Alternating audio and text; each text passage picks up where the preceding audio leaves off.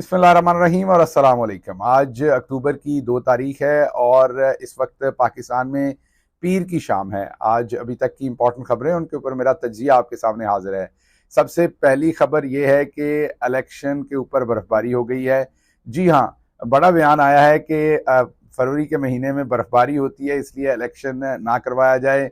आपको पता है कि मार्च के महीने के अंदर बहुत ज़्यादा पोलन होती है, फिर शायद उसका भी बहाना बनाया जाएगा। बहरहाल ये बयान दो बड़े अकाबरीन की तरफ से आया है, एक का मौलाना फजल रहमान साहब की तरफ से और दूसरा शाहिद खकान अब्बासी साहब की तरफ से। साफ नजर आ रहा है कि इलेक्शन लड़ने को ना तो ये पार्टीज तैयार हैं और ना ही लड़ना चाहती हैं।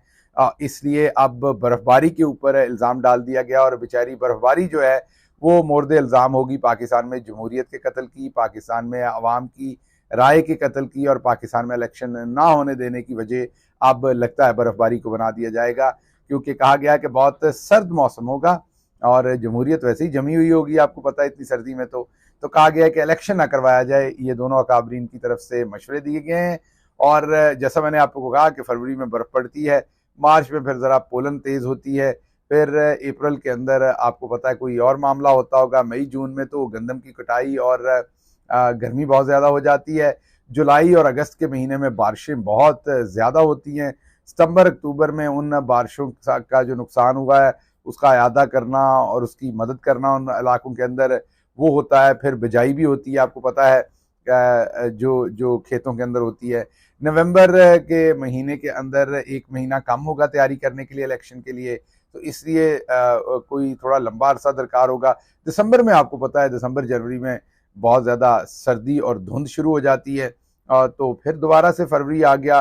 तो ये काम चलता रहेगा, आपको पता है मौसम में कुछ ना कुछ तो होता रहेगा। मियाँ साहब से पूछेंगे तो आपको शादियों का कैलेंडर भी बताएंगे, जैसा उन्होंने अपने आने के ऊपर उनकी पार्टी कह रही है कि अब उन्होंने इसलिए इस्तकबाल करने के लिए लोगों को मना कर दिया है कि शादियों का मौसम है, लोगों की शादियां डिस्टर्ब ना हो, तो इसलिए इलेक्शन में भी तो शादियां डिस्टर्ब होंगी। तो इसलिए आपको मैंने कैलेंडर पूरा रख दिया। अब इस कैलेंडर के तहत इलेक्शन तभी होना है, कैलेंडर तभी क्लीन होना है जब इमरान खान के पीछे जो इस टाइम में 90% से ज्यादा आवाम खड़ी है वो ना खड़ी हो। ये आपके सामने रखनी थी चीज जो आज आई है। अच्छा जी, दूसरी इंपॉर्टेंट खबर जो है वो है 14 साल लाइबा। उसके बारे में क्विकली आपको खबर दूंगा। फजले हकीम साहब एक MP है सवात से। उनकी 14 साल बेटी लाइबा अपने खानदान के बहुत सारे लोगों के साथ उम्रे पर जा रही थी। 14 साल बच्ची को एयरपोर्ट के ऊपर रोक दिया गया। कसूर ये है कि वो ऐसे बाप की बेटी है जो अभी तक इमरान खान के साथ खड़ा है। 14 साल लाइबा ने पता नहीं कौन सा सिक्योरिटी रिस्क खड़ा कर देना था, उस छोटी 14 साल बच्ची को उम्रे पर जाने से रियासत ने रोक दिया है इस्लामाबाद एयरपोर्ट के ऊपर। ये आज की खबर है। इससे आप खुद ही अंदाज़ा लगा लें कि हमारी रियासत कितनी नहीफ है, कितनी कमज़ोर है, कितनी बुज़दिल हो गई हुई है कि 14 साल बच्चों से भी अनफॉर्चुनेटली जो है वो पता नहीं डर आना शुरू हो गया है या क्या मसला है। बच्चों को तो कभी भी सियासत में या ज़ाती लड़ाइयों में नहीं लाया जाता, और यहाँ तो बच्ची उम्रा करने जा रही थी, 14 साल बच्ची थी, उसने तो कोई बाहर जाके एहतजाज या कोई और भी ऐसा कोई काम नहीं करना होगा कि जिससे किसी को मसला हो। तो ये दूसरी खबर आपके सामने रखनी थी। उम्मीद है कि लोगों के जो सियासी लोगों के घर वाले हैं उनके ऊपर, स्पेशली बच्चों और बुजुर्गों के ऊपर थोड़ा सा रिकन्सिडर किया जाएगा कि ये जो कुछ हो रहा है ये कोई बहुत मुनासिब नहीं है। उसके बाद आज डील डील की खबरें हैं हर तरफ। आपने सुना होगा टेलीविजन स्क्रीन के ऊपर भी और सोशल मीडिया पर भी कि इमरान खान की डील हो रही है। मोहम्मद अली दुरानी साहब जो हैं वो डील करवा रहे हैं। ये खबरें ज़बान ज़द-ए-आम है, बहुत सारे लोगों से मैं भी मिला हूँ, वो भी सवाल पूछते हैं कि वो देखें जी इमरान रियाज साहब भी आ गए, फलां चीज़ भी हो गई, अजहर मशवानी साहब के भाई भी आ गए, चीज़ें कुछ बेहतर हो रही हैं और लग रहा है कि डील हो रही है। तो इन तमाम सवालों के मैं एक दो आपको जवाब दे देता हूँ ताकि आपको पता हो। एक तो लोग जो घरों को आते हैं वो नेचुरली कितनी देर उनको रखना होता है, इवेंचुअली तो उनको छोड़ना ही होता है, तो उन्होंने घरों को आना ही होता है। उनको रख कर जो प्रेशर डालना होता है, जो दूसरों को सबक देना होता है, जो दूसरों के लिए उनको एक मिसाल बनाकर पेश करना होता है, वो तो कर लिया जाता है, लेकिन आखिरकार तो उनको छोड़ना ही होता है। तो उनको जब छोड़ दिया जाता है तो क्योंकि हमारे यहाँ कॉन्स्पिरेसी ज़्यादा जल्दी पनपती है तो हम फ़ौरन समझना शुरू हो जाते हैं कि अच्छा क्या हुआ है। कुछ ऐसा नहीं हुआ। इमरान खान साहब बड़ा वाज़े बता चुके हैं। उनसे जो भी मिला है, जिसने भी उनसे बात की है, बड़ा उन्होंने वाज़े बताया है कि नंबर 1 कुछ भी हो, इलेक्शन करवाना है नहीं करवाना है, मुझे जेल में रखना है, मुझे बाहर रखना है, मुझे जान से मारना है, मुझे छोड़ना है, एक चीज बड़ी क्लियर है कि मैंने मुल्क छोड़ के नहीं जाना। ये मेरी रिस्पेक्ट के, मेरी इंटेग्रिटी के, मेरे फेथ के खिलाफ है। मेरा जीना मरना पाकिस्तान के अंदर है, मैंने कोई डील करके बाहर नहीं जाना। ये उन्होंने एक वाज़े पैगाम बहुत देर पहले का दिया हुआ है और वो रिपीटेडली जो भी कोई एफर्ट करता है, ट्राई करता है, कांटेक्ट करता है, उसको यही जवाब दिया जाता है। तो एक तो ये पैगाम मैं आपको बड़ा वाज़े बता दूं, जिस इमरान खान को मैं जानता हूं, जिस इमरान खान का मुझे पता है, आपका कोई अपना इमरान खान हो तो मुझे नहीं पता जिसके बारे में आप खबरें देते हैं, लेकिन जो वज़ीर आज़म पाकिस्तान इमरान खान है वो कभी भी कोई ऐसी डील नहीं करेंगे जो वो आपको ना बता सकें बाहर आके, जो आपके सामने फख्र से ना रख सकें, जो पाकिस्तान के फायदे में ना हो। वो नवाज शरीफ की तरह कोई छुपी हुई बातें नहीं करेंगे। उनकी डील होगी तो आपके ऊपर होगी, आपके हकूक के ऊपर होगी, आपके इलेक्शन के ऊपर होगी, आपकी जिंदगी बेहतर करने के ऊपर होगी। उसको आप डील का नाम दे लेंगे, मुतालबे का नाम दे लेंगे, उसको आप जमहूरियत का नाम दे लेंगे, आपकी मर्जी होगी। लेकिन एक बात बड़ी वाज़ेह होगी कि इमरान खान कभी भी सौदेबाजी नहीं करेगा, छुपकर ऐसे फैसले नहीं करेगा जिन फैसलों का बाद में जब आपको पता चलेगा तो आपका सर नीचे झुकेगा। इमरान खान ने हमेशा आपका सर फख्र से ऊपर उठाया है, वो अब भी आपका सर फख्र से ऊपर उठाएगा। कभी ऐसा काम नहीं करेगा कि आपका सर जो है वो नीचे चला जाए। एक तो ये बात मैं आपको वाज़ेह तौर पर बता दूं ये। और उसके साथ साथ फरिया अदरीस साहबा का ट्वीट भी आया अभी थोड़ी देर पहले, उनकी मोहम्मद अली दुरानी साहब से फ़ोन पर बात हुई है और उन्होंने ये वाज़ेह किया, फरिया साहबा ने भी, कि मोहम्मद अली दुरानी साहब ने उनको ये बताया है कि ऐसा कुछ नहीं है, कोई ऐसी डील नहीं हो रही, वो किसी ऐसी डील का हिस्सा नहीं है, ये सिर्फ अफवाह साजी है। तो एक तो मैंने आपको ये बड़ा वाज़ेह बताना था। दूसरा आपको एक खबर देनी थी शादरा लाहौर से। शादरा का जो जलसा हुआ, आपको पता है कि वहाँ पर जो निगरान हुकूमत के दौरान रिकॉर्ड तरक्याती फंड जो हैं वो खर्च किए गए मुस्लिम लीग नून की तरफ से। वो इनका गढ़ समझा जाता है और गढ़ में तो अब ये गड़े गए हैं। मैं यही कहता हूँ, जैसे गाड़ दिया जाता है ज़मीन के अंदर, तो इनको गाड़ ही दिया गया है, तो ये गड़े गए हैं। और अब इनके पल्ले वहाँ पर जो है वो मैं आपके सामने रखता हूँ, तो आपको अंदाज़ा होगा। नवाज शरीफ साहब ने एक कमेटी तश्कील दी थी, आला तरीन लोगों की, फाइंड आउट करके बताए कि क्यों शादरा के अंदर जब मरियम साहबा ने वहाँ पर एक जलसी की है गली के अंदर, तो वहाँ पर लोग क्यों नहीं आए। वो रिपोर्ट सीनियर लोगों ने मुरतब करके दे दी है और उसमें इकरार किया गया है वो रिपोर्ट के अंदर जो नवाज शरीफ को भेजी गई है कि जी बिल्कुल वहाँ पर मुतासर कुन, अब पता नहीं मुतासर कुन अच्छा लफ्ज़ है या बुरा है, होना तो ये चाहिए था कि लोगों ने हमें लिफ्ट नहीं करवाई, लोग नहीं आए, लेकिन उसमें लफ्ज़ इस्तेमाल किया गया रिपोर्ट में कि मुतासर कुन लोग नहीं आए। मुतासर कुन मैं बहरहाल क्या कहूँ, अब मैं छोड़ ही देता हूँ, लेकिन मुतासर कुन से कोई बेहतर लफ्ज़ यहाँ इस्तेमाल करना चाहिए था। ये कोई लोग बेशरम नहीं है, आप बेशरम हैं, तो मुतासर कुन नहीं है। लोग आपको मुतासर करेंगे जब इलेक्शन का बैलेट आएगा, आप जरा देखिए सही। लेकिन बहरहाल उस रिपोर्ट के अंदर एडमिट किया गया है और ये रिपोर्ट की खबर दी है समा टीवी ने, किसी और ने नहीं। इनके अपने टेलीविजन ने यह खबर दी है कि नवाज शरीफ को रिपोर्ट दे दी गई है और नवाज शरीफ बहुत ज्यादा खफा हैं और वो बहुत ज्यादा परेशान भी हैं। और दूसरी तरफ आपके सामने तमाम वीडियोज आ रही हैं डिफरेंट जगहों से, नून लीग के डिफरेंट अकाबरीन, डिफरेंट लीडरान जो हैं वो वीडियो जारी कर रहे हैं सोशल मीडिया के ऊपर। उनकी वीडियो खुद वो जारी नहीं कर रहे, लेकिन कोई रिकॉर्ड कर रहा है और वो जारी हो रही हैं, जिसमें होंडा 125 से लेके बाकी तमाम इनामात का ऐलान किया जा रहा है। ड्रावा दिया जा रहा है कि तमाम के टेलीफोन नंबर्स और डिटेल चाहिए, मोबाइल एप्लीकेशन के अंदर डालेंगे, फिर जियो फेंसिंग करेंगे। वो तमाम चीजें जो मैंने पहले आपके सामने रखी हुई हैं, वो अब हर बंदा, पहले राणा सनाउल्लाह ने बात की थी, अब हर बंदा वो बातें कर रहा है। मकसद सिर्फ एक ही है कि लोगों को डराना कि वो किसी न किसी तरीके से नवाज शरीफ के इस्तकबाल के लिए आ जाए।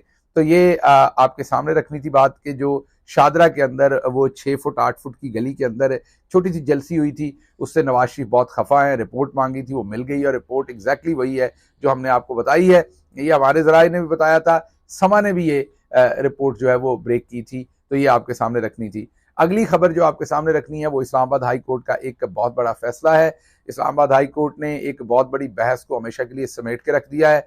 इस्लामाबाद हाई कोर्ट ने फैसला किया है कि जब एक मुलजिम को एक मुकदमे के अंदर पकड़ा जाता है तो पुलिस मुतअद्दिद मुकदमात करके पीछे रख लेती है एज एन ऑप्शन। जब वो उस मुकदमे में जमानत लेके बाहर आता है तो उसको दूसरे मुकदमे में पकड़ लिया जाता है। तो अब एक मुकदमे में गिरफ्तारी, तमाम मुकदमात के अंदर गिरफ्तारी तस्वर की जाएगी, पुलिस ने अगर इन्वेस्टिगेशन करनी है तो बाकी तमाम मुकदमात के अंदर भी उसी टाइम इन्वेस्टिगेशन कर ले, और या जुडिशियल रिमांड के ऊपर जब वो शख्स हो तो उस टाइम उससे इन्वेस्टिगेशन कर ले। ये नहीं होगा कि एक मुकदमे में जमानत दी है तो बाहर निकला तो दूसरे मुकदमे में गिरफ्तार कर लिया, फिर तीसरे में कर लिया, फिर चौथे में कर लिया। ये काम आपको पाकिस्तान तहरीक इंसाफ के लीडरान, उनके वर्कर्स के साथ इनको करते हुए देखा गया। इस्लामाबाद हाई कोर्ट का ये बहुत ही खुशाइन फैसला है। इसके बाद अब डिपेंड करता है ये फैसला इंप्लीमेंट होने दिया जाएगा या नहीं होने दिया जाएगा। लेकिन अगर ये फैसला इंप्लीमेंट होता है तो फिर जिसको एक दफा जमानत मिल गई उसको बार बार गिरफ्तार नहीं किया जाएगा। ये जस्टिस हसन औरंगजेब का बहुत ही शानदार फैसला है, मैं यही कहूंगा, ना सिर्फ पाकिस्तान तहरीक इंसाफ के लिए, ओवरऑल ही पुलिस गर्दी के लिए और जिस तरीके से पुलिस को गलत इस्तेमाल किया जाता है उसके दरमियान में एक ढाल बनेगा ये फैसला। उसके बाद इस्लामाबाद हाई कोर्ट में ही आज तकरीबन 12 के करीब इमरान खान साहब की ऐसी जमानतें जो खारिज कर दी गई थी, इसलिए कि इमरान खान साहब अदालत में पेश नहीं हुए थे। और अदालत में उन्होंने पेश कैसे होना था, वो तो जेल में पकड़े हुए थे। पेश किसने करना था, वो हुकूमत ने खुद करना था। लेकिन निचली अदालत ने किसी के कहने पर इस जुर्म पर कि इमरान खान जेल से अदालत में पेश क्यों नहीं हुए, हालांकि उन्हें पेश किया जाना था तो उन्होंने होना था, इस जुर्म के ऊपर उनकी जमानतें खारिज कर दी थी। आज डिविजनल बेंच मीन 2 जजेस, डिविजनल बेंच कहते हैं जब 2 जजेस बैठकर उसका फैसला करते हैं, तो 3 का भी होता है लेकिन 2 जजेस के बेंच को डिविजनल बेंच कहा जाता है अमूमी तौर पर। उसने ये फैसला किया है और उसमें ये कहा है कि वो जमानतें तमाम बहाल हो गई हैं। अच्छा, अब इसमें एक इंटरेस्टिंग बात है, आप देखेंगे कि इस्लामाबाद हाई कोर्ट में हर उस मुकदमे के अंदर इमरान खान साहब को रिलीफ मिलेगा जिस मुकदमे में रिलीफ नहीं मांगा गया होगा। मीन जिस मुकदमे में रिलीफ तो मांगा गया होगा लेकिन वो शायद अल्टीमेट अर्जेंसी का मैटर नहीं होगा, वो सानवी मामला होगा, उसके अंदर इमरान खान साहब को रिलीफ दिया जाएगा और बहुत लटका के महीने के बाद, 1.5 महीने के बाद उसमें दिया जाएगा। लेकिन जो मैटर ऑफ अर्जेंसी हैं, जैसे कि उनकी जमानत का केस सुना जाए, जैसा कि सजा कल अदम करने का केस सुना जाए, जिसमें इमरान खान को इमीडिएट रिलीफ है, जैसे कि उनके साथ किसी की मुलाकात करने का केस सुना जाए, उन तमाम को लैतोलाल, उन तमाम के ऊपर फैसले गैर महफूज बना के महफूज कर लिए जाएंगे। ये इस्लामाबाद हाई कोर्ट काम कर रही है। नई पिटीशन उनकी इमरान खान साहब की ज़ौजा मोहतरमा बुशरा बीबी साहबा ने दायर की है, जिसमें उन्होंने कहा है कि उनको खदशा है कि इमरान खान साहब को जहर ना दे दिया जाए, उनकी जान को खतरा है और उनको घर का खाना देने की इजाज़त दी जाए। और लतीफ़ खोसा साहब के वसातत से ये पिटीशन दायर हुई है। मैं आपको अभी से इसका आउटकम बता देता हूँ कि इसे थोड़ा लटकाया जाएगा और फिर आमिर फारूक साहब इसकी इजाज़त दे देंगे, क्योंकि ये सानवी मैटर है, इसके ऊपर उनको कोई बड़ी तकलीफ नहीं है इसके ऊपर रिलीफ देने में। लेकिन जो असल मैटर है जमानत का या उनकी रिलीफ का या उनको किसी सजा का लदम करने का, उसको वो लटकाते जाएंगे। ये एक अजीब किस्म का वहां पर और मैटर जो है वो खड़ा कर दिया गया है, मैं यही कहूँगा। इसके साथ ही मैं अगली बात आपके सामने, जो आखिरी खबर आपके सामने रखनी है, वो ये है कि चेयरमैन नादरा की हमने आपको खबर दी थी। चेयरमैन नादरा बिल्कुल लेफ्टिनेंट जनरल मुनीर अफसर जो हैं उनको तैनात कर दिया गया है। काबीना का स्पेशल इजलास हुआ, उसमें 3 नाम पेश किए गए।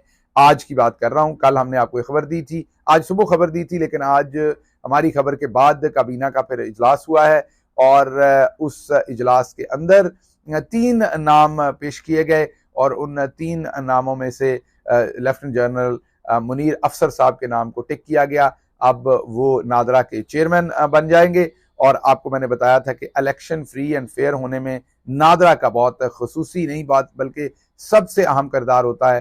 तमाम वोटर लिस्ट ने, तमाम सब कुछ जो है वो नादरा के ही इख्तियार में होता है। तो ये तकर्री जो है वो इसी तनाज़र में देखी जाए और ये बहुत ही इम्पॉर्टेंट जो है वो तकर्री है जो आजकल के दिनों के अंदर हुई है।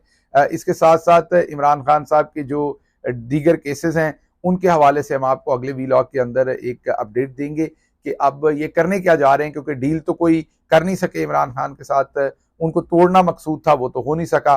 पब्लिक अभी भी उनके साथ खड़ी है। जल्द से अगर ये नून लीग के और पीपल्स पार्टी के शुरू करेंगे तो आप देखेंगे कि अगर उनमें 10 लोग जाएंगे तो 50 लोग इमरान खान के वहां पर जाएंगे और जब वीडियोस आपके सामने सोशल मीडिया पे आएंगी तो इन्हीं के खिलाफ इनके जलसों के अंदर नारे लग रहे होंगे और इनको इस चीज़ का वक्त पड़ा हुआ है कि इसको कैसे हैंडल करना है। ये तमाम चीज़ें अगले वीलॉग में आपके सामने रखेंगे। साथ ही मुझे इजाज़त दीजिए। अल्लाह आपका हामी नासिर हो। पाकिस्तान जिंदाबाद।